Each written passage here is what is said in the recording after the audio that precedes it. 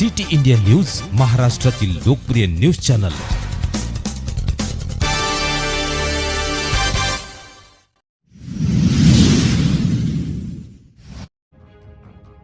मुख्यमंत्री प्रशिक्षण योजनेअंतर्गत शिक्षण विभाग राळेगाव येथे प्रशिक्षक पूर्ण केलेल्या व्यक्तींना पुन्हा सेवेत घ्या। गट विकास अधिकारी राळेगाव यांना दिले निवेदन। मुख्यमंत्री युवा प्रशिक्षण योजनेअंतर्गत शिक्षण विभाग पस राळेगाव जिल्हा यवतमाळ येथे शिक्षक या पदावर प्रशिक्षक 6 महिने पूर्ण केले आहे, परंतु त्यांना पुन्हा कायमस्वरूपी सेवेत ठेवून त्यांचा कार्यकाळ वाढवून द्यावा व आस्थापनामध्ये सेवा करण्याची संधी द्यावी अशी त्यांची मागणी आहे। यासाठी गट विकास अधिकारी राळेगाव तसेच गट शिक्षण अधिकारी राळेगाव यांना निवेदन देण्यात आले।